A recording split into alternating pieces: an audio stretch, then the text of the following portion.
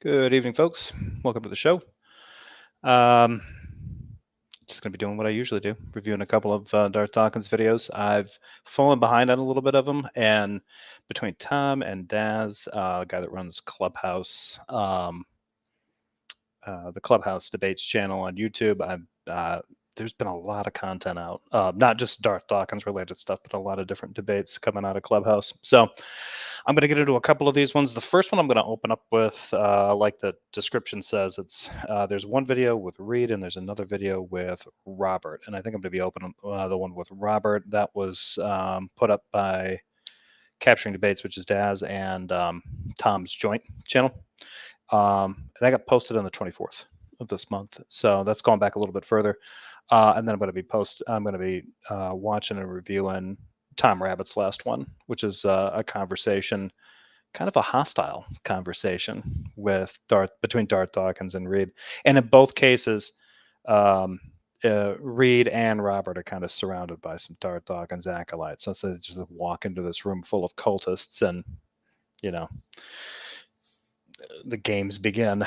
Other than that, I don't think there's really too much else going on. I wasn't around for the weekend, so it's been kind of quiet. I'm feeling a little rusty. I've got a new webcam that I'm playing around with. I don't know that I like it entirely yet, so we'll see how that goes.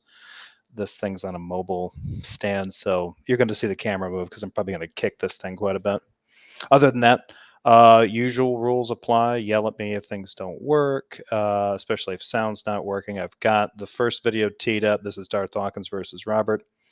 This one's not too long, about 17 minutes long, I think. And then we're going to be teeing up into the next one right after that. So hi to everybody in the chat. Wraith Knight, Michael Deaton, Chad, I hope I'm pronouncing this right, Zedeg. Bob Rosenberg, thanks for showing up. Sex Calzone. Good to have you here. And of course, Michael Deaton was first on there, but Rodent No Last Name said he was first. Either way, first, second. It's still pretty good. Howdy Red Fang, howdy Reconator. All right, I think we're going to get this up and running. Again, if anybody's got any comments at me, on the live stream. And here we go. Let me bring up the screen here.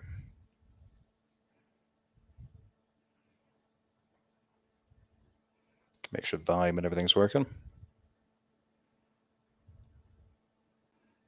All right, here we go. Also, hey, Shatterhouse and John Papiano. Great to have you here.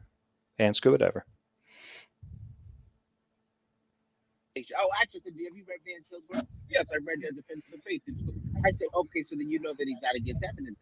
At some point, I said, I do not think that you know what you're talking about. Respectfully, well, a lot of times these people are liars, and they actually haven't read things that they claim they read, or they'll just flip through it. They'll peruse through it. Usually, what happens is they will be exposed to some academic source that is in hostility or animosity toward presuppositionalism, and then they think they have an accurate understanding and conceptualization of biblical presuppositionalism, when in fact they don't. Hey, can you all hear me? Is my Yep. Super. Hey, I was told that you wanted to speak to an atheist. Sure. Can you just give me 30 seconds here? I got to do something. I'm working. Oh, sure. By all means. I've got time. I'm off today, so I've got a little while before I have to do anything else. Okay. I don't know why. There's noise going on in the background. He says he's working. He also sounds like he's coming from, like he's talking through like a drive-through speaker. Like, I don't know exactly what he's doing here, but it almost sounds like he's working on like a grill or something. But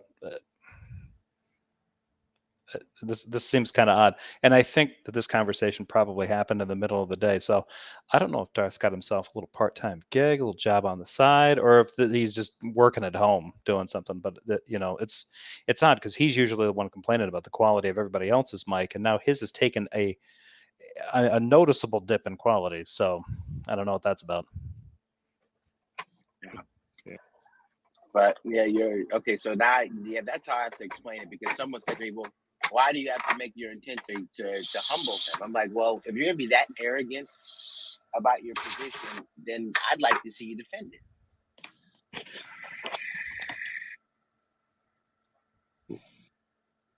So am I the only atheist in here, or I'm just curious? Doesn't matter to me. Probably. We have such few atheists that are mature-minded and have a spine. Well, Okay. I mean, it's all a matter of how you. When you believe that your life is finite, you have to judge how you're going to spend your time very carefully. Okay, so before we begin, do you purpose right now to be truthful, transparent, and non-evasive? I'm sorry? Say that one more time. Do you purpose right now to be truthful, transparent, and non-evasive? Sure, absolutely. Good. It's useless to be otherwise. Good. Let's see. Okay, so there's. In a second.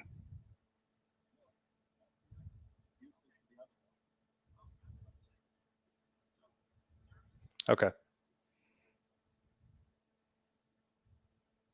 No God because. All right. I apologize for the quiet playback. I'm checking my levels and I'm checking the way it's coming back out through YouTube with me. It is coming through. He's coming through quiet. Darth, it sounds quieter, and this is something that I noticed, especially when I was playing on my phone. I had a really hard time understanding what he was saying coming out of a tiny speaker. I'm not really hearing any problems on my side coming out of YouTube for anybody else. Everybody else sounds like they're pretty loud. So if anybody else, I've tried playing with the levels as much as I can, but there really isn't anything I can do about it. This is what I mentioned before. For whatever reason, Darth's mic quality has just hit the skids. So.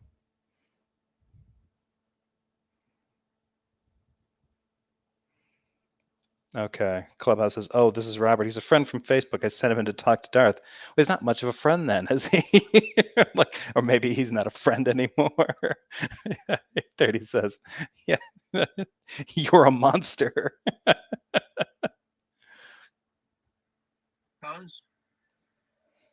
Sorry, say that. You're fading out a little bit. Say that one more time. There is no God because.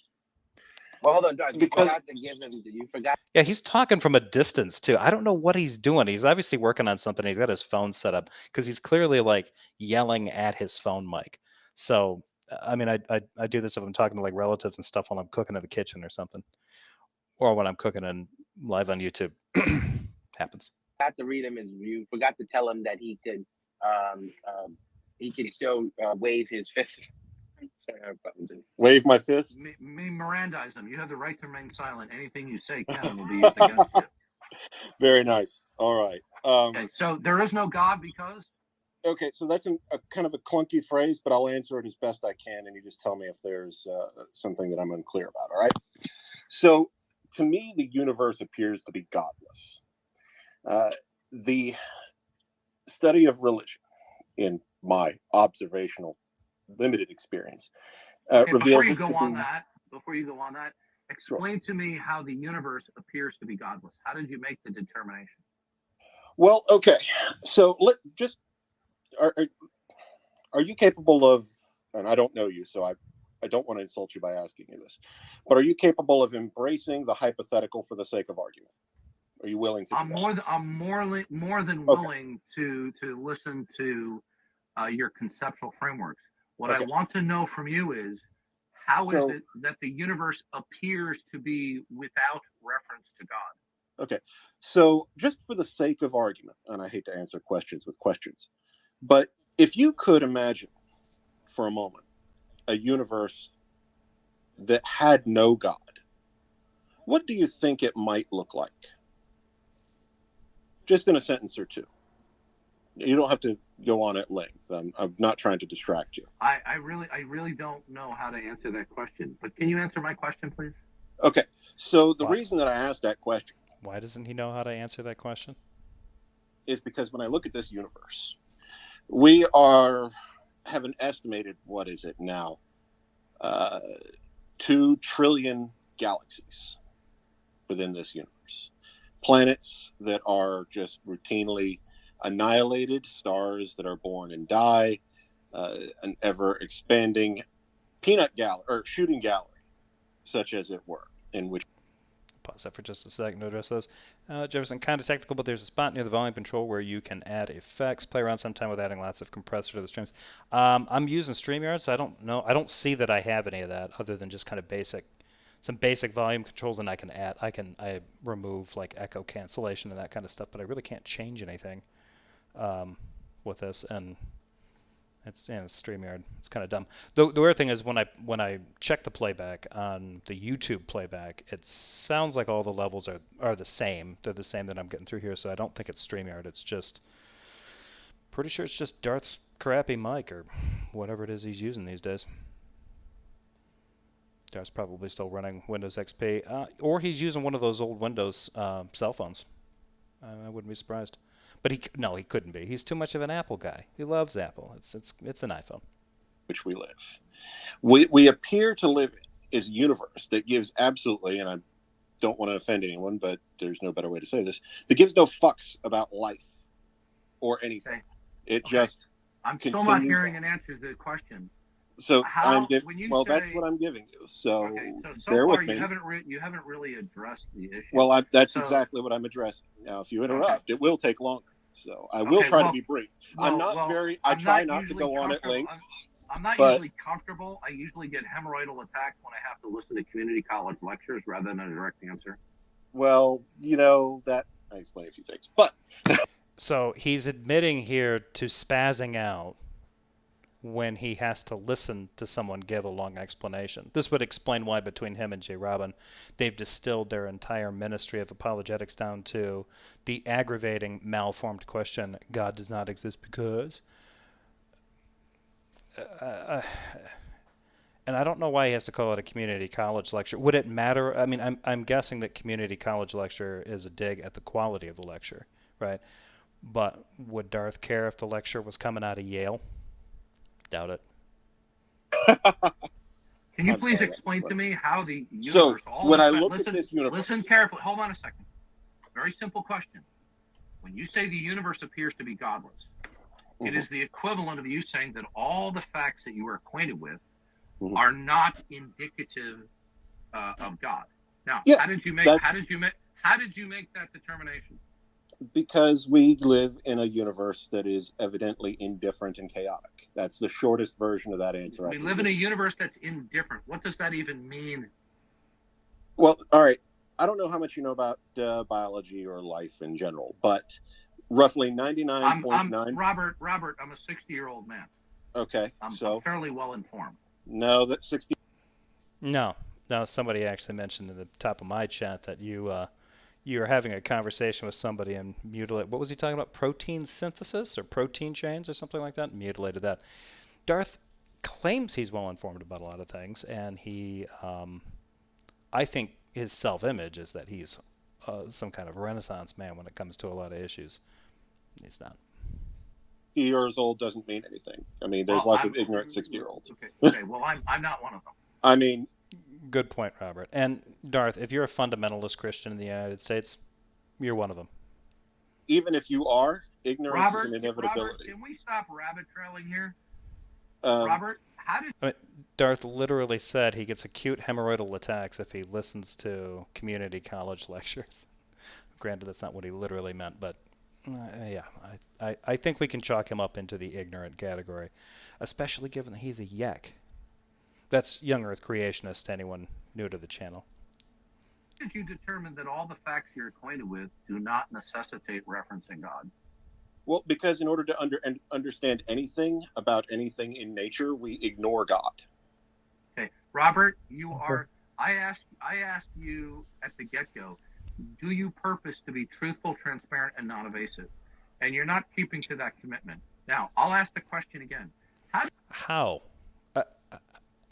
He's answering the questions the best way that he knows how, at least as far as I can tell. It doesn't sound like he's ducking, diving, and dodging. And yet Darth is already ready with the attack. Like, hey, I remember at the beginning you said you weren't going to be evasive. Well, I think you are. Interesting how that works. Right, and it doesn't matter. There's absolutely no defense for this because I'm not trying to be evasive. I'm just trying to answer your question in the best way that I can, given the best that I can understand what you're trying to put out there. You're a lawyer, and you're a child. How did you determine that all the facts that you're acquainted with do not by necessity reference the necessity of God? How did you make that determination? So Well, I mean, I don't. How many people would look at like a fact? Like a lot of people would look at the sunrise and say, "Oh, look at the beauty that God has made for us today." They would look at a rotting corpse, of an animal struck dead by a truck on a county highway or something. I mean, and probably not immediately think like, God gave us that too, right? Like, now if they're morbid, they might, maybe they even appreciate a God that does both. Um, but that's one of those interesting things. Like, well, it's always interesting to me what he actually says here. So this is telling because this is the beginning of what Darth usually likes to get people into, right? So for Darth and for I think most of his crew, especially Tone and J. Robin's not in this one, maybe Brojo. I don't know Brojo very well. I don't know that I've ever talked to him. Everything in this world is evidence for God. Everything that can be seen or heard or experienced is evidence for God because we're entirely contingent upon God. So it doesn't matter if you're looking at a sunrise or a shipwreck, the miraculous birth of your first child or the heartless slaughter of thousands of children, in a war-torn country. It's all evidence for God. Absolutely all of it. So it's always interesting to me to hear him say that, like, what fact are you acquainted with that made you think that, there was no God? Some of those genocide facts might come into play, just maybe. I just told you that. I don't know what you're not. What do you lack? What are you finding lacking in that answer? How did you determine that facts can be invoked without reference to the necessity of God? Because we don't use God in any of these things. We simply. And that's also weird too. So I've been doing a little bit more reading on some of this, and I'm hoping to do a broader teardown. Maybe I'll get into it with the next video because I think they get into it a little bit because Jay Robin's involved there and he's asking his ultimate question again. The notion of facts, I think what Darth is actually talking about, especially since he, like Jay Robin, they're both preoccupied with this metaphysically ultimate thing that's necessary. Really, that just means ontologically ultimate. There's some kind of greatest existing thing which is responsible and the foundation for every other existing thing, which by definition is contingent upon that thing and also not as great. Well, if you're putting out this idea here, how is it that he put it? I think I lost track of my thought. I'll get it back here in a second. Simply don't. That's okay. Listen to me. The scientific.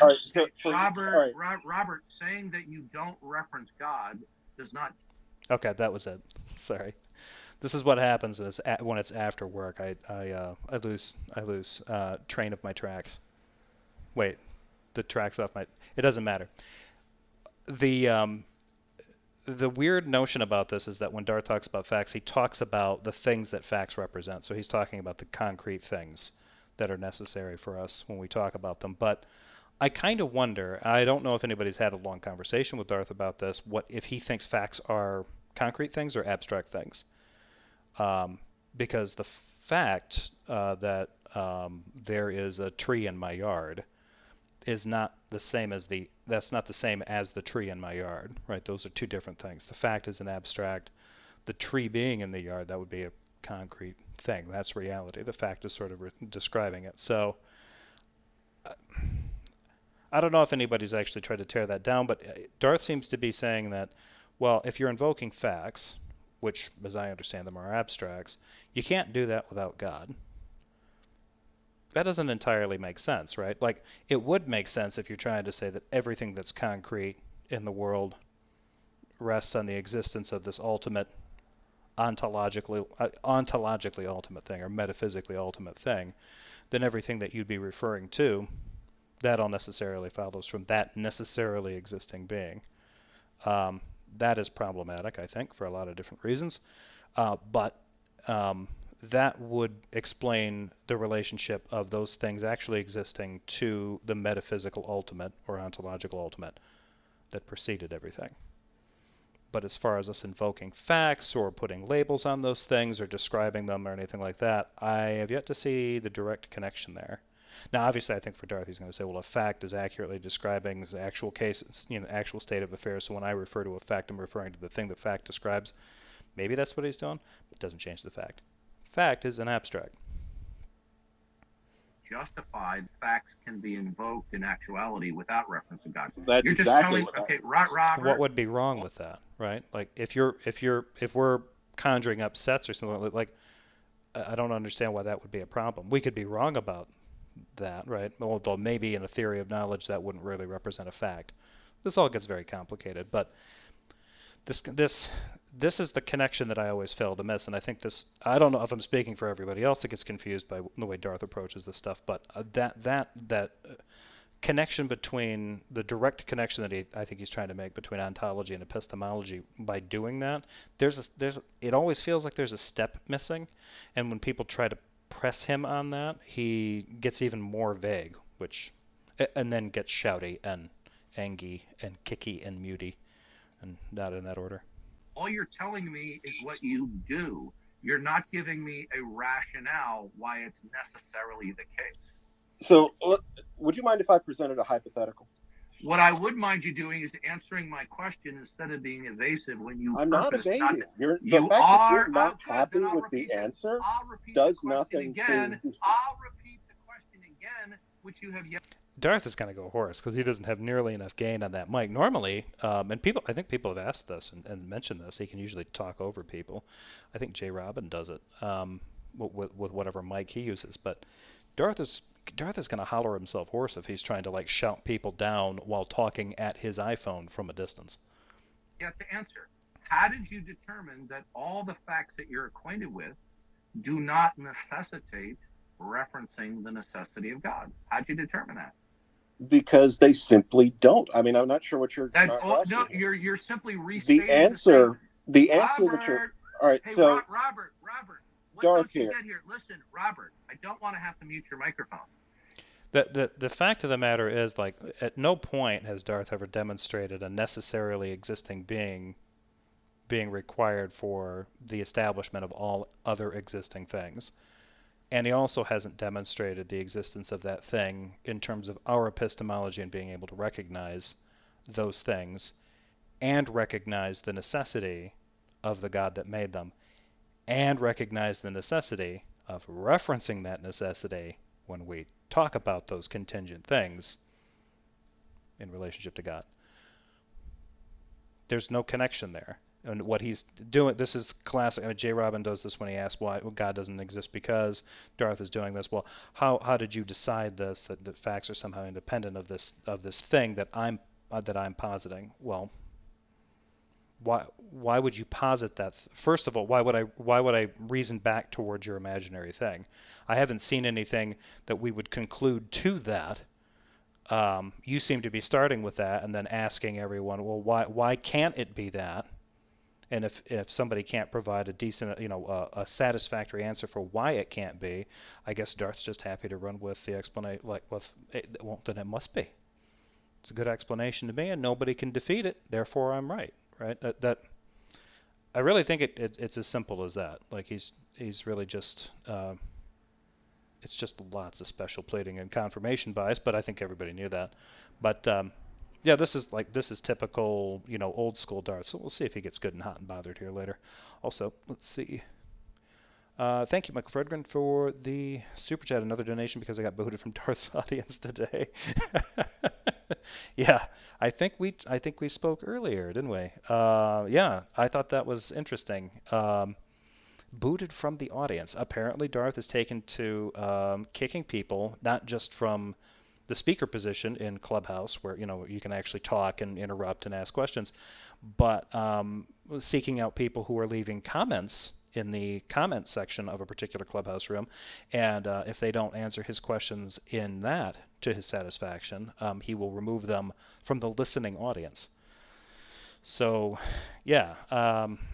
The sooner somebody can get Darth back into a Discord channel where he can get his jollies out kicking people. Like, this is how desperate he is. Like, this is how pent up he is about being able to punish people. He's kicking people out of audiences in Clubhouse rooms. It's pathetic. You are simply repeating the same claim. I'm not asking you to repeat the same claim in different words.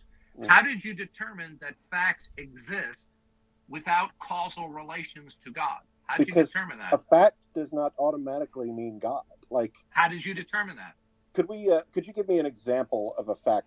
How does Darth establish the fact of God without, like, is God a fact that explains itself? Like, I'm not exactly sure how this is. Like, according to Darth, it sounds like all facts are contingent upon God, and so we can ground them in that. But then we turn around and have this issue where you don't have a fact other than, well, if you have the fact that there's a God and it's a fact that he's a non-contingent thing, that's not explanatory. You've just asserted that that's the case. And then if you try to get into this notion of trying to explain him in that way, the only thing that you have to ground that on is a statement of fact which is an abstract, not a concrete. So, and I believe Darth thinks that a God is a concrete being.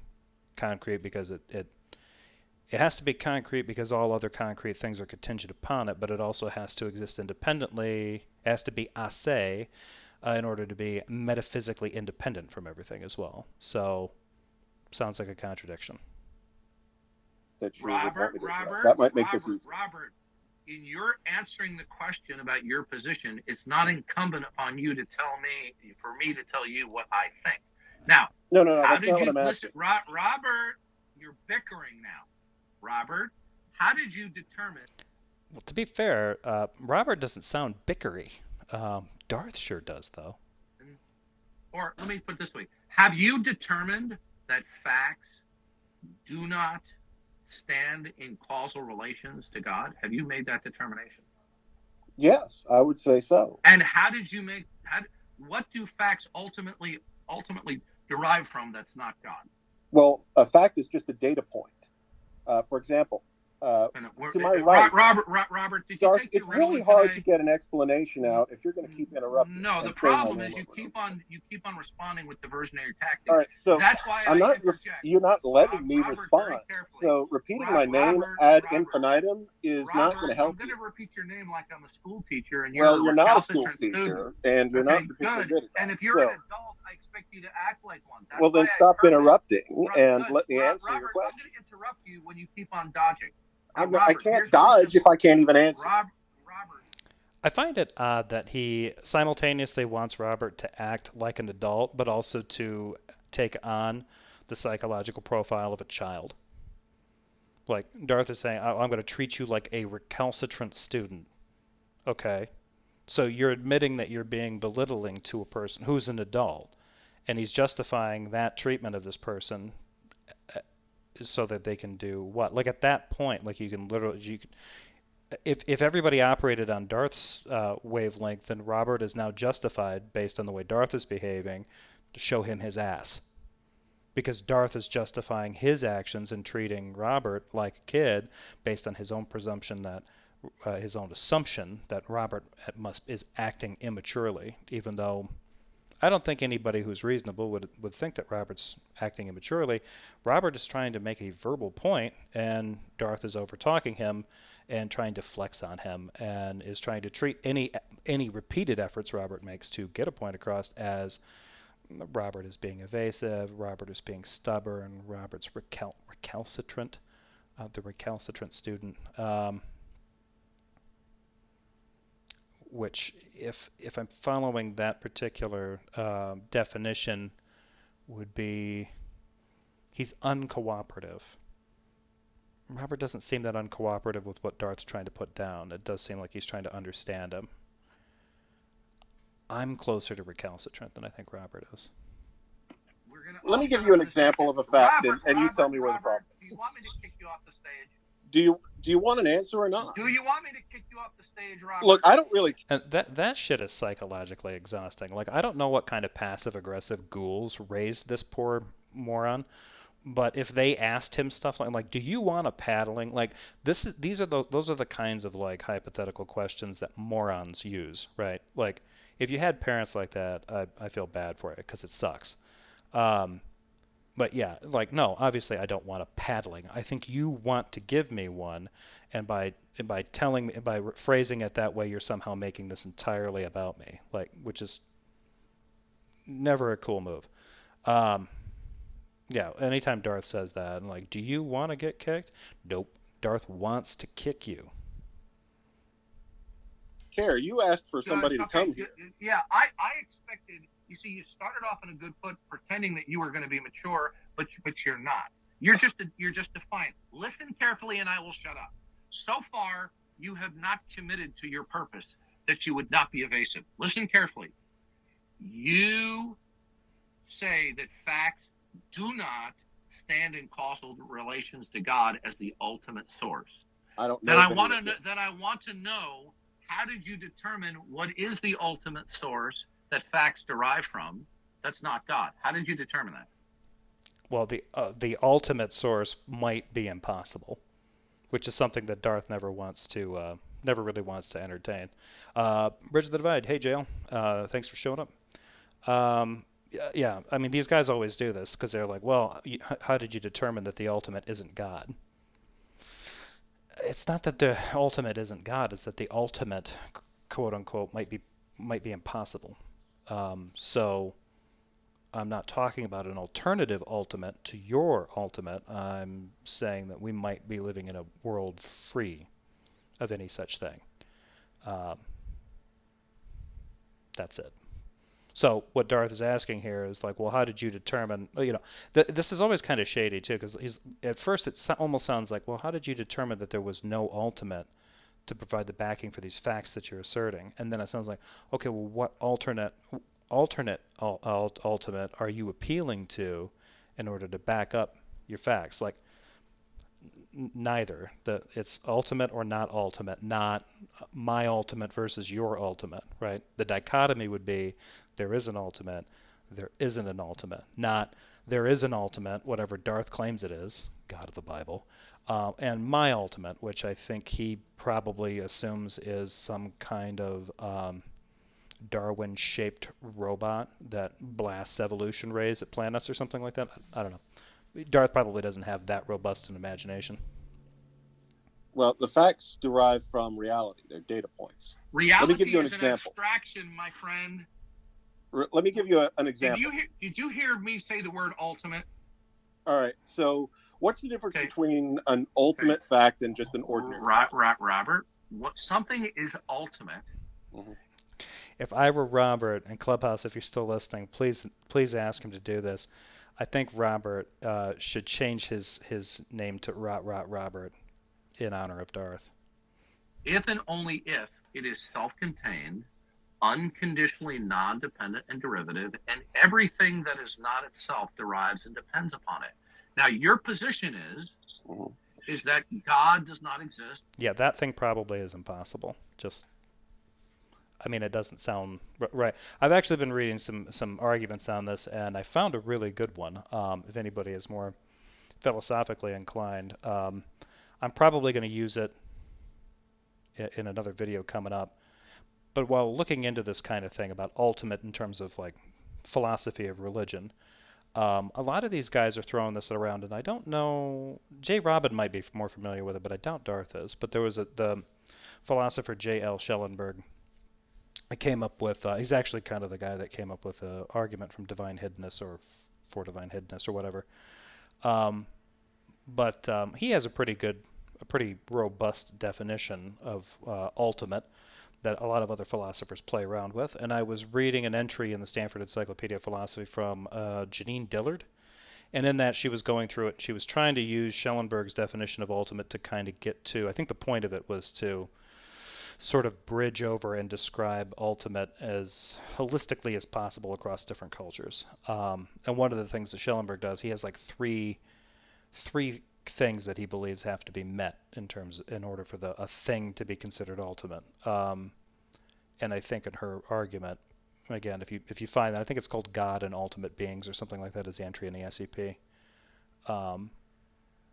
They all need to be there. I think she's trying to argue that they don't all have to be there. One or two, and the presence of it is enough for us to get into kind of a cross-cultural understanding between different concepts of God, or God as the ultimate. But it was interesting because she pointed out an argument against Schellenberg's definition of ultimate, and it's in a 13-page paper called Against Ultimacy, written in 2017 by Stephen Mason. He's a professor of philosophy, I think, at Acadia University up in Canada. And it's pretty good. He basically just argues against ultimacy. He's like, this isn't possible, and makes about as much sense chasing this as chasing, like the biggest integer or whatever, in infinite stuff in mathematics, right? It doesn't really, it's not helpful in mathematics, and in some cases it's actually best if you don't go anywhere near it. And in terms of philosophy or religion, maybe they shouldn't do that either. It's a good criticism if you can look it up. So I'm still I've gone through the part where he breaks down ultimate ontology, or ontologically ultimate, but he also gets into axiological ultimate and a teleological ultimate or soteriological ultimate. He changes the terminology on it versus Schellenberg, but so far it's pretty interesting. And I don't know that I've ever heard anybody really argue with these guys over that, but I'm sure I've heard people try to like throw that back at Darth and maybe J. Robin, that I don't know that an ultimate's a thing. Why do you keep bringing that up? They just insist it must be. So God is not ultimate, meaning that all things do not stand in causal relation to God. Now, is that true because there's something else that is ultimate that's not God? Or is it your position that nothing is in fact ultimate, that everything derives from? Well, I try to remain open-minded on as much as possible. Now, I asked you an either or question, Robert. All right. So my answer to that is that while I do try to remain open to anything, I would go so far as to say, and I'm in a minority in atheists. Did I ask you an either or question, Robert? Sorry?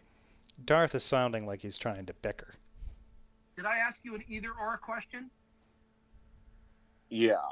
What was the question I asked you, Robert? You were asking if there was, if there was no God for, I'm sorry, I can't remember the exact way you put it. So you see, but you're pretending like you're paying attention to my question. I am, but you're segueing. Please don't overtalk me while I'm speaking. Really? Don't be a really. hypocrite. Really, Robert, the reason why I'm constantly interjecting with you is because you're chronically being evasive. Listen I'm carefully. not being evasive. You won't let an answer go for more than 13 seconds. Robert, I know the atheist scoundrels out there who record these. The atheist scoundrels that record them. Okay. Well, it's interesting. How many of those people have been converted to being... How many atheist scoundrels has Darth Dawkins created behaving like this? On YouTube, love the fireworks. But if you could act like a human being for a moment... Love the fireworks. You provide all of the cringe, Darth. Like, if you were to let Robert talk, there would be no fireworks at all happening. That's amazing. Like, he's even projecting that onto someone else. And respond to what I'm saying instead of a bickering little child. Now, listen to me very carefully. Robert, what it does help me do is point out your bad conduct. Which I will tell you to your face. Now, Robert, you're the one interrupting.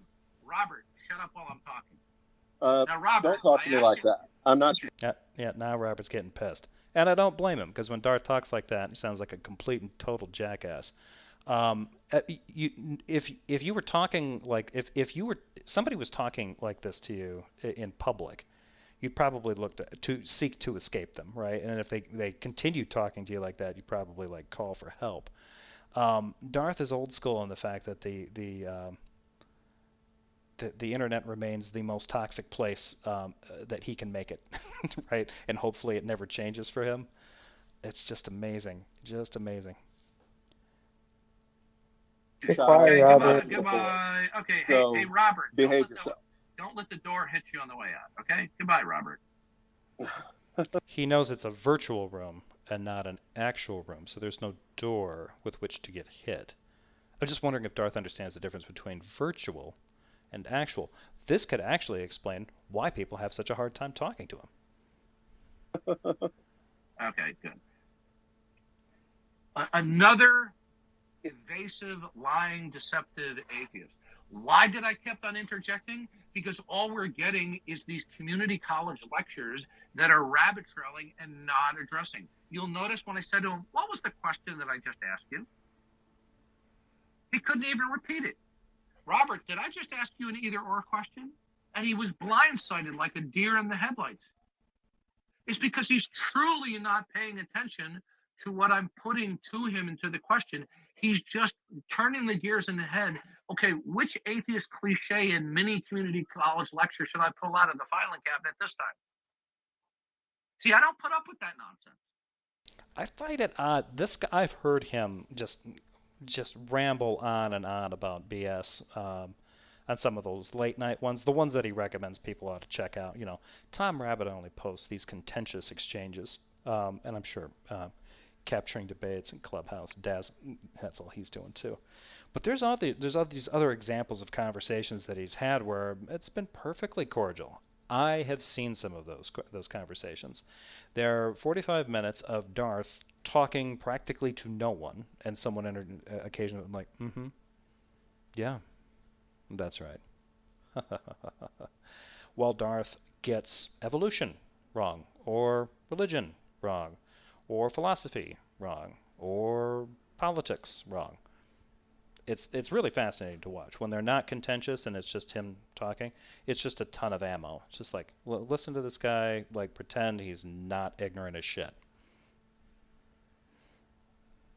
If you remain focused and you are in good faith attempting to answer the question, and even though you're giving an answer that I may not agree with, but at least it's germane to my question, then that's fine. I keep my mouth shut. But the moment you community college lecture and you're being evasive, which you purpose not to be evasive, right? I told him that he was asking loaded questions, and he said I was being evasive, I believe. So you got to take that with a huge grain of salt. I mean, he's a colossal jackass. He doesn't even know what being evasive is. If somebody is struggling, like even if you ask clarifying questions, and anybody that watches J. Robin, and maybe even prefers J. Robin to Darth Dawkins, knows clarifying questions are just like, that's like, those are bee stings to him, right? Like, 5, 6, 7 of those things, and he's going to start flying off the handle in that quote-unquote hemorrhoidal attack rage that Darth Dawkins gets. Did I not ask him, do you purpose to be truthful, to be transparent, and non-evasive? Yes, he said, yes, I did. And yet he was entirely evasive. Yeah, and I want to add to what you said, that if you have like some kind of if you have bad memory or something, just say I don't remember. Just ask me again. But if it keep just it's just you asked it many times, Darth, and it just went over the head, or just not focusing or something like that. Look, people are going to get this to their heads. I'm not putting up with bad faith actors. Okay. Yeah, you are. Yeah, Tone is right next to you. So yes, you are. Derek is below you.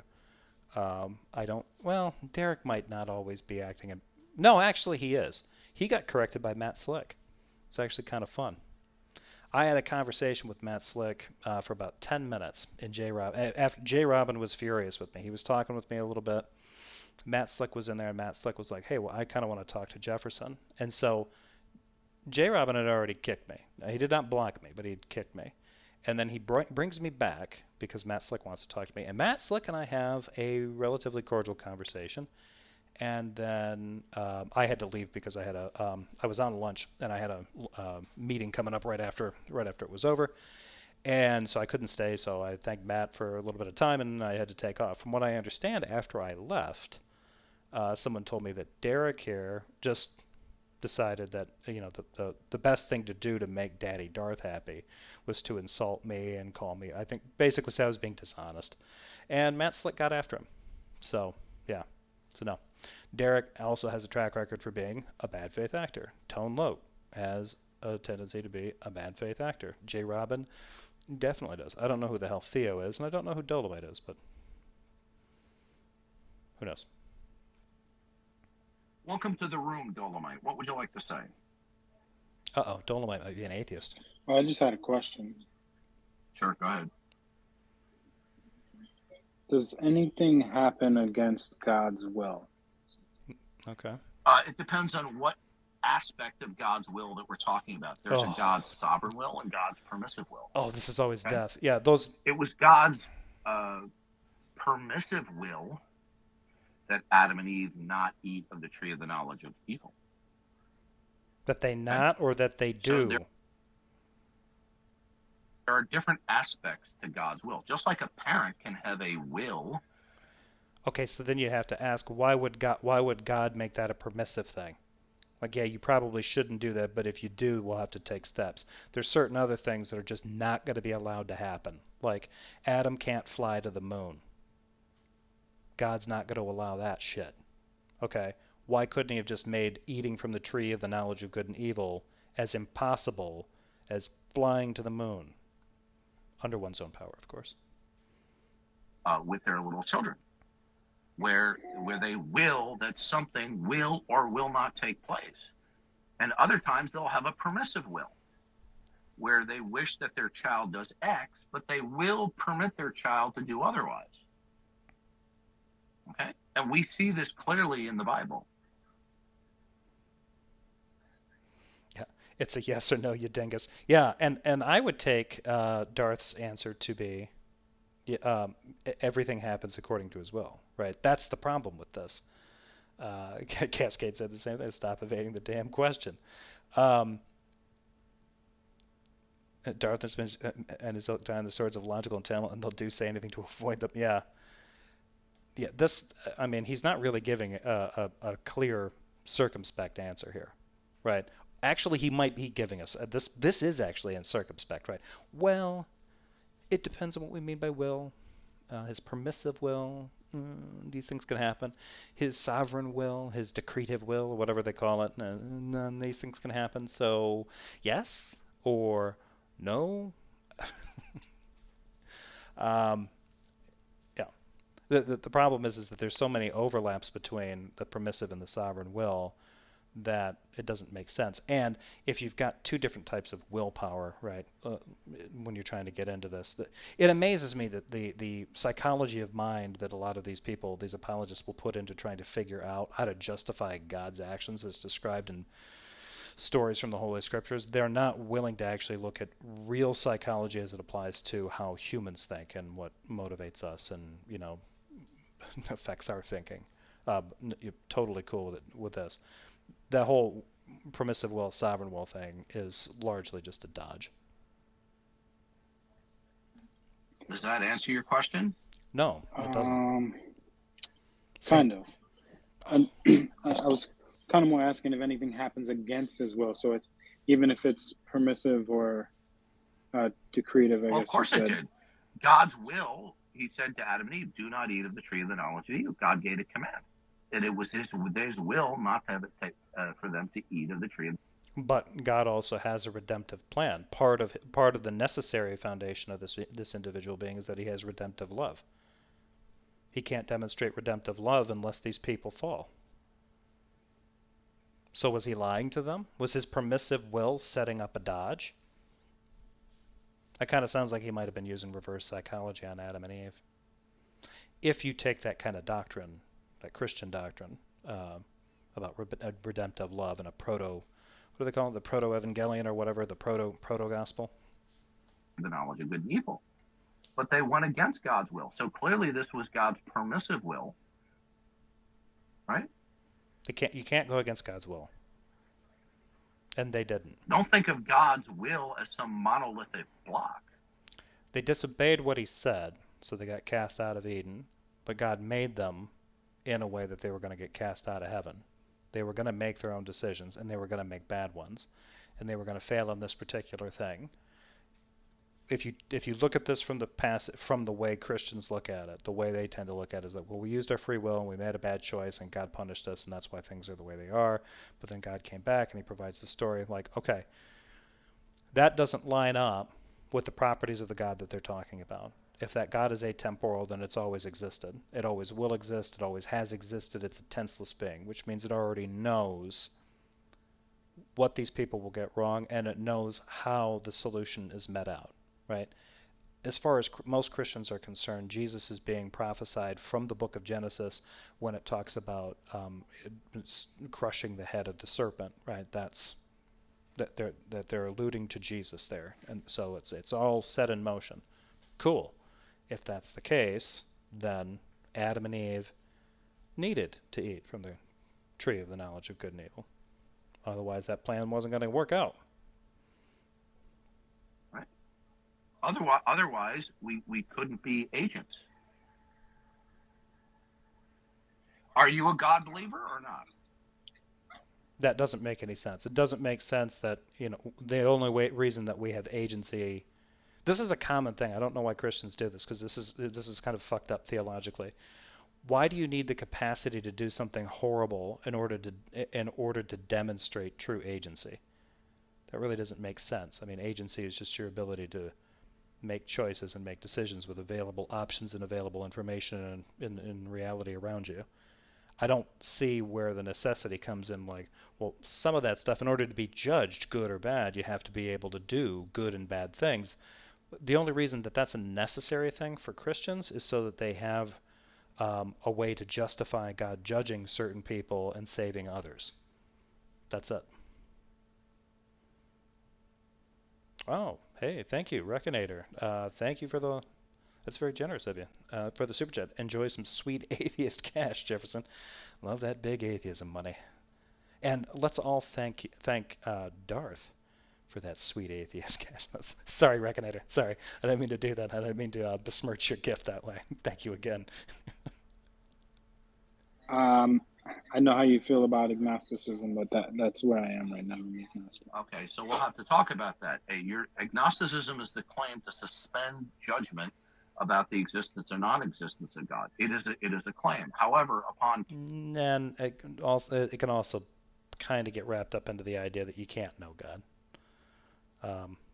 Careful examination, this claim doesn't hold water. Okay, because you're claiming to suspend judgment, but you haven't suspended judgment. Okay, so I'll just ask you the simple question. This is the famous. Well, you didn't suspend judgment because you're sitting there in judgment of God, saying, "Oh, I'll just wait until I get more evidence." Well, that means you'd be able to say that there wasn't a God. That doesn't sound like you're suspending judgment at all.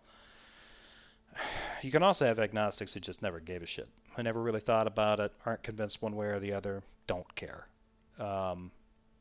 I don't understand. Darth does this because he needs to hammer somebody into the hard atheism position so he can continue to peg them. Not sure why. Oh, no, I do know why. Because he's a punishment fetishist, and he thinks that everyone in the atheist thing is literally somebody he can just, cast down upon. John Papiano says, so Tangelo was on Clubhouse today. Apparently he went to Israel. Oh no, like the Weeping Wall, the whole bit, John? I wonder what stories he's sharing with that. That is kind of cool, though. I mean, going to Israel would be kind of interesting. Yeah, I wonder why I did that. And yes, yeah, Paul, does Darth think agnostics are scumbags too? Yeah, he thinks agnostics don't exist. Yeah, and if they do exist, they would be scumbags too. So. To elude.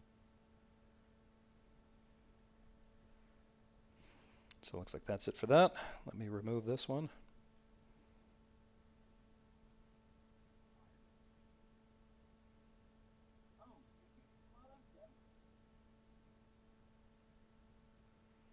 I think I'm getting into that.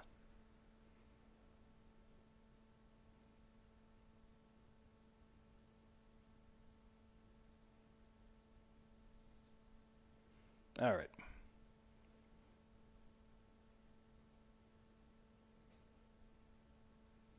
Let's jump over to Tom Rabbitt's content here, and this was one he posted on March 27th. This is Reid talking to Darth Dawkins. This one gets a little spicy. All right, here we go. And I'm going to change the size on this one a little bit, I think, because this one...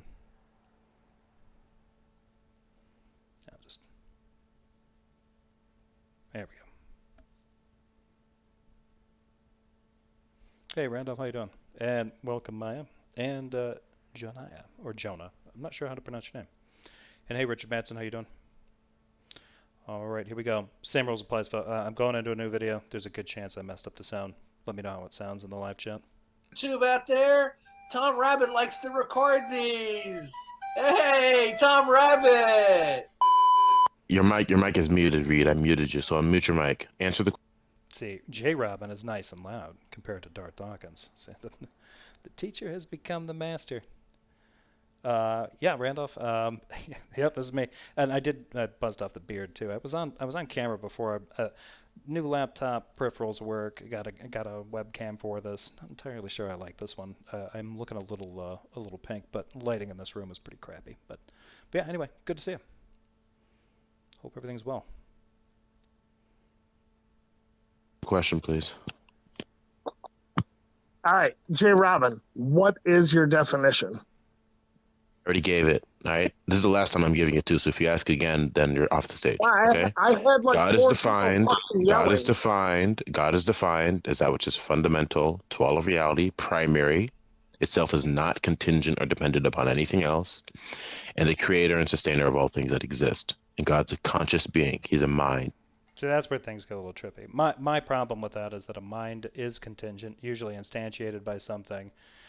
And in this case, this thing is simultaneously a mind and a non-contingent entity of some kind.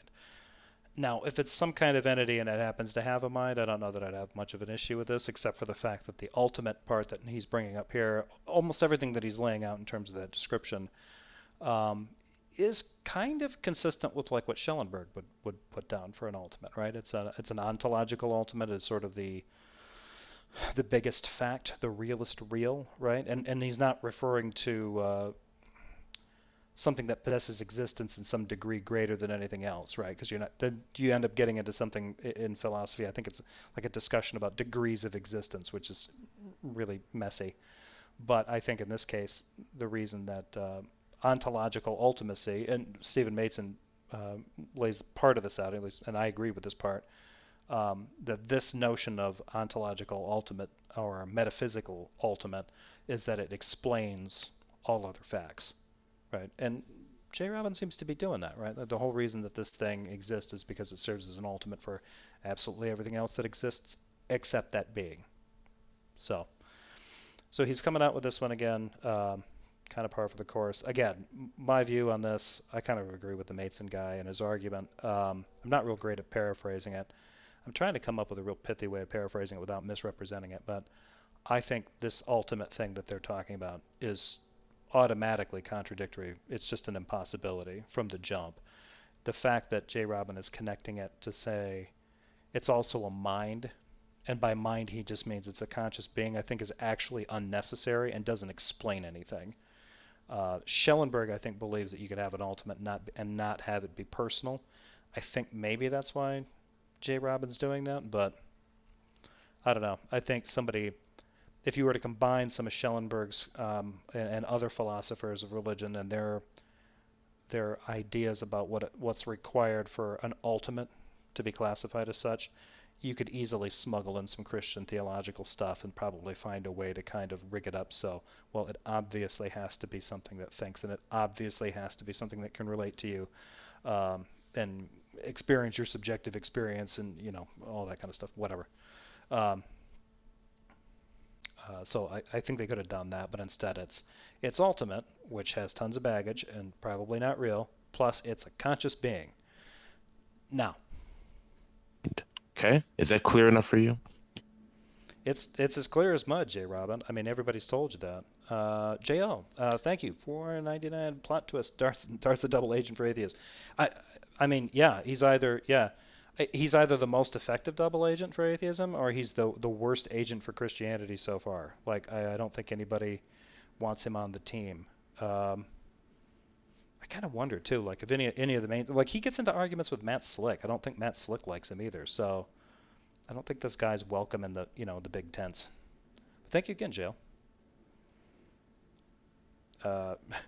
Jay, my advice: don't talk to J. Robin until no. Jay was on Clubhouse earlier today and actually had a conversation with the two of them, and apparently he got him. I had a conversation with J. Robin and Tone Loke when they were on there with was her name Panda, I think? It was a clubhouse room run by somebody named Panda. I haven't seen her around. Maybe she's changed her name. And they were at, Tone Loc wasn't caffeinated, but I'm pretty sure J Robin was. Caffeinated or methed up or something. And it was just a mile a minute with those two. And I could not track all the gaslighting that was going on. Apparently Jay here got either that exact treatment or something very close to it, because everything that he described to me sounded exactly like that. Just a nightmare of a conversation. Well, you couldn't even, probably can't even define it as a conversation. It's just listening to two morons. So, and those two morons would be Jay Robin and Tom Loc. Sorry, Jay. I didn't want anybody to think I was just bagging on you for no reason. So it's a conscious being, but unembodied, right? Yeah. So do you understand the definition of God as I gave it to you? Yes or no? What? No, I just want to make sure that it's an unembodied. Do you understand the definition? Yes. Do you understand the definition now? If he's asking follow-up questions, then the short answer is no, J Robin.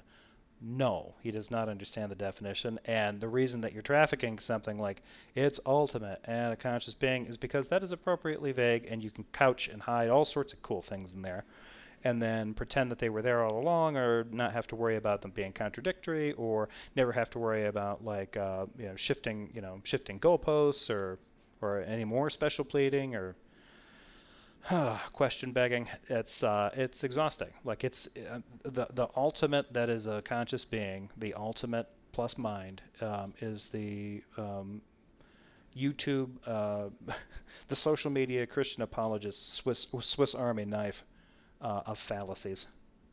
No. I'm trying to. Oh, Scuba. Thank you very much. Have some English pounds for your efforts. Delicious. Thank you.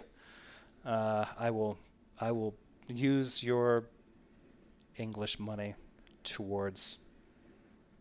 I'll buy some tea with it,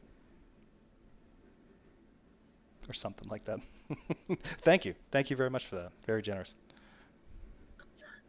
I'm trying to give you your definition. All right, can we agree on this? It's an unembodied mind, right?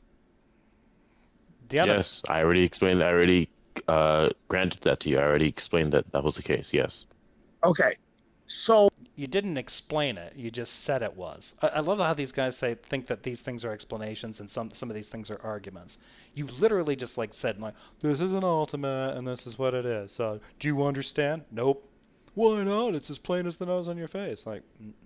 No, it really isn't. An unembodied mind would basically be just pure consciousness, right? No, that's not the same as saying that it is conscious. Yeah, it doesn't mean it's pure consciousness. Dude, the point is this, is that you have a being, period. Dude, whether it's pure, sir, stop. Whether it's pure consciousness or not is beside the point. The point is that... Why would that be beside the point? He wants to know that you got consciousness roaming around without a mind. So is it all consciousness or what? And actually, these guys, Tone and J Robin, are actually both wrong. If consciousness depends upon this being, then it is consciousness itself. Except that might be contradictory too. But it might also be. It doesn't matter. It's terrible. Oh, stop! No! Don't overtalk me. I'm a moderator in here. Don't overtalk me. Oh, Tone is. Oh, yeah. Check out the big balls on Tone here. I wasn't on the body. No, stop, dude. Shut up. If you overtalk me one more time, you're gone. Nah, I'm trying. Fuck, dude. Yeah, he's gone. Yeah. Get lost. Okay. Wow. Absolutely. Wow, bro. For real? Is this guy serious? A few moments later. So, Darth, we were dealing with another atheist fraud that came up in here. And atheist fraud. Is his atheism fraudulent?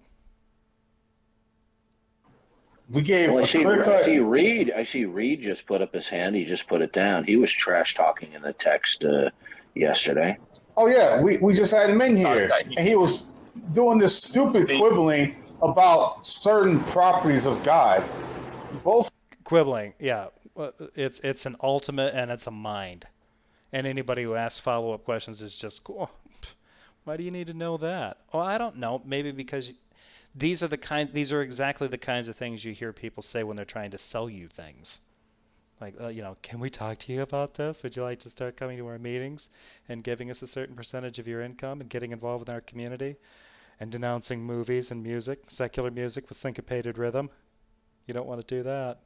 That'll lead you to Satan.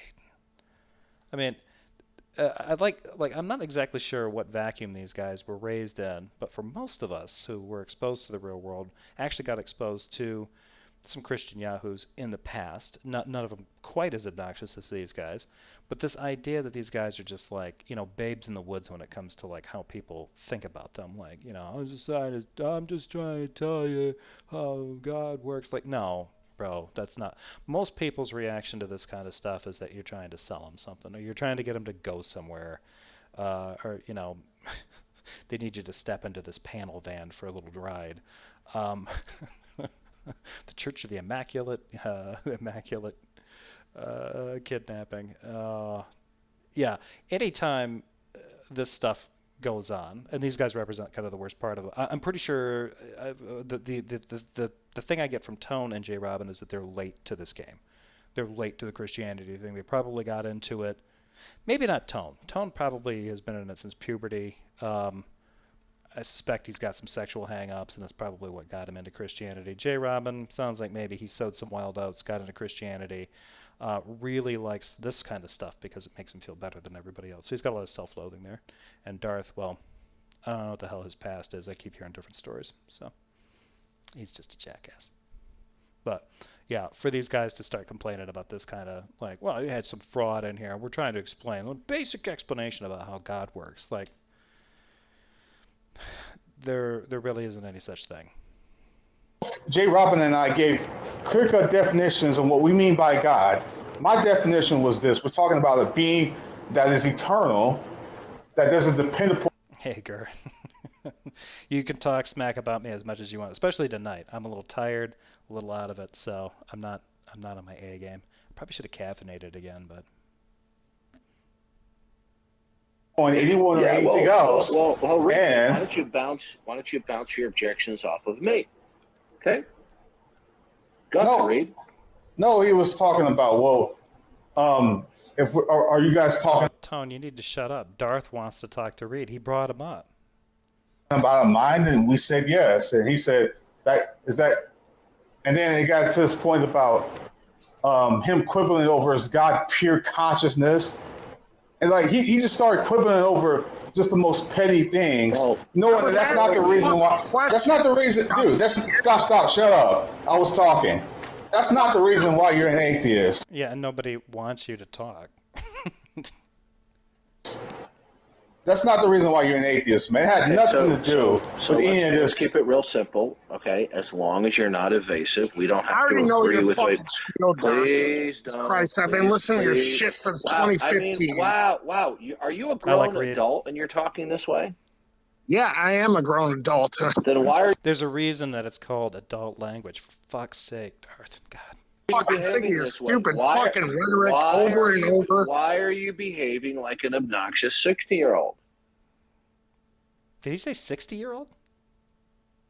I don't know. You bring the worst out in me. Well, I've never interacted with you. No, we haven't. Okay, good. So. I wasn't interacting with you before, was I? I had these fucking imbecile fucking 14-year-old fucking children interrupting me. Are you a grown adult? Kicking me and then not even letting me back in and raise my hand. They're sitting over there speaking for me. Okay, fine. They're silent right now. You're talking to me. Oh, yeah, now. Sure. Yeah, whatever. Now, why are you an atheist? I think that's funny because, I mean, this is a valid point from Reid, right? Like, okay, they kick me out of here and then they run their mouth about me and bash me and I can't defend myself after they've kicked me. Like, it's pretty easy for them to do. Well, they learned this from watching Daddy Darth, so the fact that he's like, well, I'll keep them quiet for now until I get fed up with you, then I will kick you, and then we will all complain about you when you can't defend yourself. Atheist? You know I am an atheist. Okay, here we go again. Right out of the gate, you're being evasive. I think that's actually kind of a fair answer. Darth does know why people are atheists. They suppress the truth in unrighteousness. He said it. So he's being evasive. Asking that question is dumb, right? Now, it's one thing for him to say to somebody like, well, what led you to atheism? What made you conclude that there is no God or something like that? Maybe, but Darth is not operating from a position that is free of baggage, and he frequently presents himself as if he is. J. Robin has picked up this annoying tactic as well, which is always interesting because you can start a conversation with J. Robin and then mistakenly jump to the conclusion that he must be talking about Jesus, the Christian God, and he'll, I'm just talking about ultimate. I'm just talking about, like he's talking about some neutral hypothetical in a complete philosophy of religion, argument, right? And then he starts getting triggered, and then when he gets bored, he'll break out the Bible and try to read you Romans. He did this to me. So they can only keep up this facade for so long. It's not evasive. You've heard all the arguments. You know them all. You're not going to accept them. It doesn't fucking matter, Darth. Listen to me. Copying an attitude with me. Please don't ever talk. 60-year-old I fart. don't want to have to remove fucking. I don't give a. Darth condescending to anyone. I mean, this patronizing about people copying an attitude. That's all Darth is. All Darth style is copying an attitude with literally everyone he talks to. He cops an attitude sometimes with people he's in agreement with, for God's sake. So anytime he's like, well, I don't want to listen to, I don't want to, and he's super sensitive when anybody does it to himself because he doesn't have any discipline over his own mouth. Fuck what you think or believe. Okay, we're going to move you back if you don't stop. Okay, please stop being rude. Okay, I'll give you as much time as you want to talk that's reasonable without interrupting you as long as you're not being evasive. I wanted to talk to J. Robin. Why are you an atheist? Why am I an atheist? Because I've never seen any evidence for God. Okay, is that a claim? Yeah, it's a claim. Okay, so how did you determine that everything that you are acquainted with, all the facts you're acquainted with, how did you determine Darth, that I already told you, I already know this whole fucking spiel. Can't we just skip all this bullshit? There's no bullshit here. Okay, these are legitimate. I'm asking. Rhetoric over and over. You've been fucking. Okay, so you another moron atheist. Are you related to Skylar Fiction? Not that I know of. Probably somewhere down the line. Okay, I know you don't believe that because you believe in special creation because you're dumb fucking shit. Okay. Well, if you'd like to challenge me on that, I'll be more. Okay, Reid is making me laugh. I'm glad I'm watching this one. This one's pretty more than to humor you. So would you like to do that? There's plenty of people more intelligent than me that could. So you're just going to come up here and just trash talk? Is that it? Yeah, pretty much. Yeah. Okay, then give me a good reason why I should keep you up here. Why should he give you a good reason? He just said he was there to trash talk, Darth. That makes no sense. Why would you ask the person that's admitted to trash talk, that he's there specifically to trash talk, and ask him, well, give me a reason why I should keep you up here? I mean, at that point, like because you like it, Darth? You want me to be bad to you, naughty? Use the bad language that you can't use? But you use when you're not on the mic. No, I just want to hear what your definition of this God is before you get to your actual Christian. The definition of God is that which is ultimate. Jody, thank you very much for the super chat. Remain interesting while I fight traffic to teach. Thank you, Jody. Thank you very much. I'll do my best. Okay. Unconditionally non-dependent and an eternal mind, and is the source and basis of everything that exists that is not itself. Okay. Yeah. Now that is the fundamental definition of God. We can go on and discuss what other additional properties or attributes we may hold. Yeah, I know the spiel, dude. I know the fucking spiel. Look, dude, let me ask you a question. How old are you? Oh boy. What? How old are you? Don't answer that question, Reid. Just don't do it. Me, I'm 41. Okay. You're a 41-year-old man and you're acting like a total asshole. Why? There it is. What difference? Why does his age matter? Jesus, he didn't even try with that one. Man, Darth's getting even lazier. Like, no, like you're a 41-year-old and you're acting like a 16-year-old snot-nosed punk. That would make sense. You ask for the age so that you compare them to somebody young and immature, and then slip in the insult with the young and mature comparison. He's like, well, you're 41 years old and you're acting like an asshole. You could have just skipped all that and just said, Reid, I think you're an asshole. Saved everybody a lot of time. Why? Do you think Darth? I know Darth keeps notes of people. I wonder if he's written that down with Reid, beard, 41, asshole. Tell me why. I think that this is your only resort because you don't want to have an adult with an adult. This is my only resort. You know, Darth. I actually think that Darth's making a pretty good. He's almost making a good point here, even though he is trying to psychologize Reid. If Reid was really genuinely interested in having a conversation with adults, he would not be here, especially since Reid has admitted that he is fully aware of Darth's script. He's been listening to his crap since 2015. He knows exactly what he's in for. However, he also told Darth that he was there specifically to trash talk. He admitted to it when Darth asked him about it. So now Darth's like, well, I think this is all you've got. I think this is the only thing that you're good for. You're worried about the afterlife and everything, and that's great. But, you know, nobody's going to fucking celebrate your life. Nobody. Okay. There's nobody. You're all alone. You're going to die alone. And you're just, I think you're doing this just because you have nothing else to look forward to. You need the afterlife. Sounds like projection to me. Well, what did it sound like when Darth was starting on this exact same routine, Tone? You numpty. What on earth? Like, Jesus Christ. Oh my God. You can always count on Tone to make anything like, you know, like 80% less interesting as soon as he makes an observation. It's, you just want to slap him across the mouth with a fish. Well, the funny thing is, I apologize if that's too soon in light of the Chris Rock, Will Smith fracas.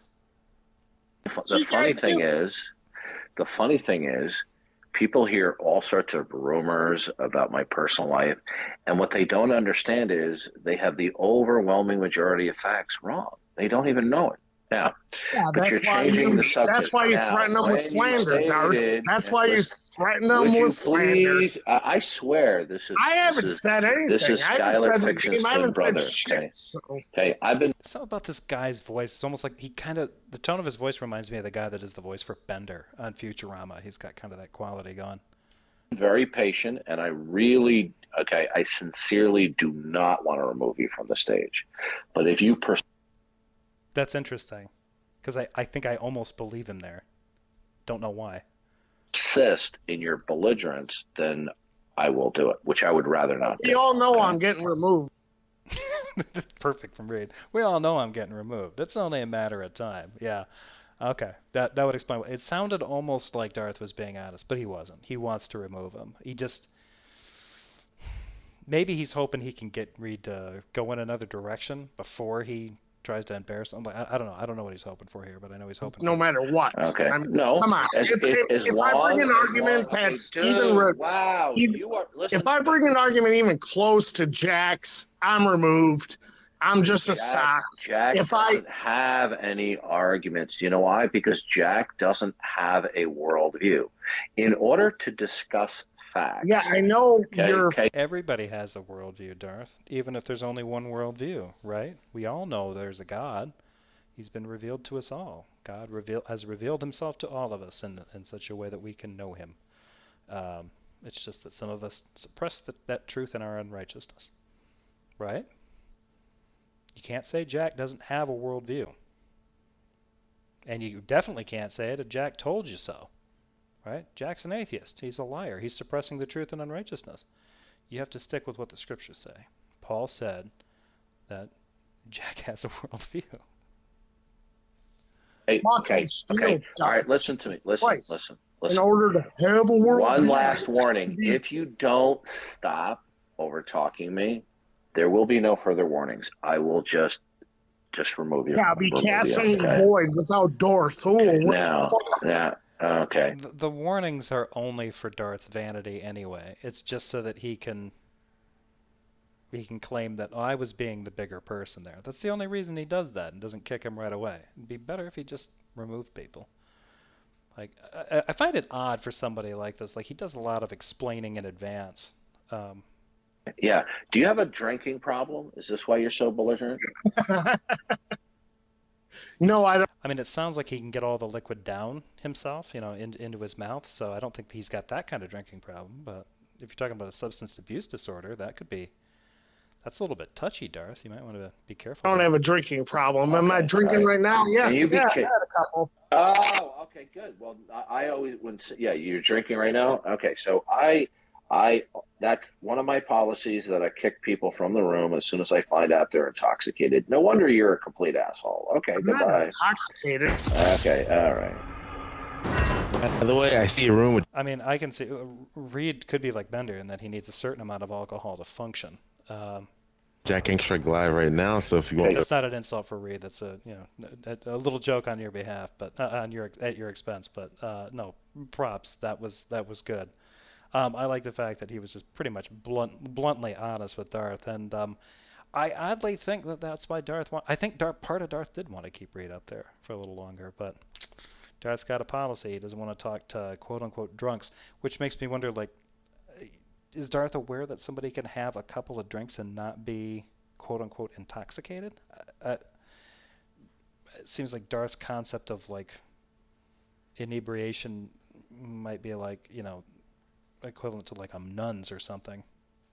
Well, on stage, people say people go, I'm not intoxicated. Well, do you know something? They've done definitive scientific studies showing that people, when they drink, they cannot actually assess their level of impairment. Now, when people are really after a certain point, yeah, really sauced, they know it, okay? But when inebriation starts to set in, it being inebriated sets in long before you start slurring your speech, okay, and other visible signs. This is why state laws in the United States across the board, it's not just a sobriety test. There are some state. Is this where Darth was going to go into something pro-government for a change? Oh my! Captain Conservative was going to do something about this. Although, who knows with this guy? He might be in favor of reestablishing the Volstead Act or whatever, reinstating prohibition on alcohol. Some people that can hold their alcohol very well. Okay. I'm looking at the list, and it looks like Jack Angstreich is live right now. If you wanted to ask him how it is the case that there's no God. Are you asking me? No, he's probably engaged. Oh no, Yes. I wouldn't talk with that scumbag. Okay, somebody who engages in stalking and internet harassment. Okay. I think these are grown adults and they're behaving this way. And you know why they do it? It's because they know there's not going to be consequences. Okay? This is why they do it. This is why the internet is filled with a whole variety and range of trolls. Nobody's gonna fucking celebrate your life. No, nobody. Hey, Tom Rabbittt. Nobody's gonna. It could be true. I don't know. I imagine if people find out about Darth's passing, if we can find out about his passing, if that happens, heaven forfend. I would imagine there'll be some in memoriam videos going around. So, yeah, that was pretty interesting there. Yeah, I think Reid gave it pretty good. I was kind of surprised how quickly J. Robin just kind of retreated back into like this sort of enlightened one, just sort of chuckling flying monkey for Darth to engage with. Like but he did that even with me. Like he backs right off as soon as Darth comes in there. He's just like, all right, Daddy, just rolls over, like, okay, you handle my problems for me, fight my battles for me. Yeah, just bizarre. All right, folks. Well, I think I'm going to wrap it up there. That's about 90 minutes. I wanted to catch up with those two. There are several more that I'm going to be checking on with. I haven't had time. Work's been kind of busy, so I haven't had a chance to totally listen in to some of these. But Capturing Debates has a few with Darth, and there were actually a couple that I think I missed involving J. Robin that I hope to get in with. I think one of the ones that popped up either on Capturing Debates or on Clubhouse was a longer debate that Darth has with at least one person who sounds like he's trying to get into an argument about either Young Earth or something like that. I think I heard like a couple minutes of that to begin with, but I haven't listened to it all. It sounds like it's going to be a long one. I'm not particularly well versed in the natural sciences, so I don't know exactly like how badly he's going to mess that up. So that one I would probably have to review with someone who's a little bit better versed at catching Darth making some probably very basic mistakes in the physical sciences. Other than that, thank you everybody for joining. Thank you everybody in the live chat. I want to end with this one from Jack Burton. The reason you are treated like shit, DD, is because you're a turd. Yes, very eloquent. Thank you, Jack. With that, there's really not much else to cover. Like I said, I'm probably going to be doing another one of these probably tomorrow night, hopefully, if I get time. Not sure what's going to be happening this weekend, but we'll see how things go. And yeah, like, subscribe, email me if you got questions, concerns, complaints, whatever. I have heard from quite a few people. Feedback's been good. Some criticisms, some praises. An individual actually sent me some graphics to maybe zhuzh up my YouTube channel, so I plan on getting those in there as soon as I can figure out how to do it without, like, screwing everything up. Yeah, also I've had a few recommendations from some areas that I hadn't gotten into. There was an apostate, what's his name, apostate prophet. He's sort of a counter Muslim apologist. I think his tagline is "Stay away from Islam." I've been subscribed to him for a while, but I haven't really watched a lot of his stuff. Someone was nice enough to send me a link to one. I think it might be about a month old, but it was a conversation I was having with a Muslim apologist from England named Ali Dawa, and it is absolutely insane. Like there's a woman that is occasionally combing stuff out of Ali Dawa's beard because he's eating seeds, and this woman's arm will come out and feed him grapes while he's ranting and raving and making absolutely no sense whatsoever. It's an enormous amount of fun. It's like 3 hours long, so I don't know if I'll ever do a review on it, but it's interesting. So if you're not familiar with it, go check it out. I think it's 1 month old, 4 weeks, 3 weeks, whatever. Apostate prophet and Ali Dawa. Yeah, bonkers. So with that, I will say goodbye. Let me check up on the chat.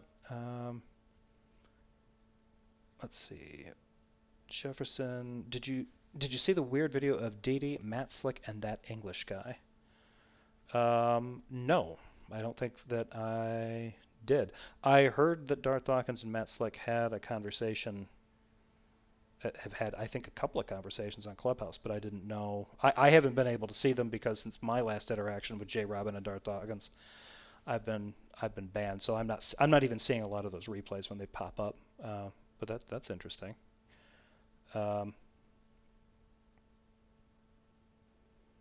Yeah, if anybody has that, if you'd like to email that to me, jeffersonspatchcock@gmail.com, if you want to email me the link. If it's a link to the Clubhouse replay, I probably won't be able to access it with Clubhouse, but I might be able to access the link through a browser and watch it that way. So if that's the case. But if that British guy, or who's also Daz, he co-runs this Capturing Debates channel, if he's got that listed somewhere and I just didn't notice it, please let me know.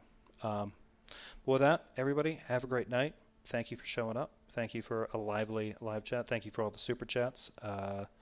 That's always generous. I'm always kind of surprised by that. I'm still getting used to the whole monetization thing. It's really weird, and I'm still going through the monetization process too. I have more paperwork that I have to fill out that I don't entirely understand, so it's gotten pretty real. But with that, everyone, have a great night. Take care of yourselves, and I will catch you all later.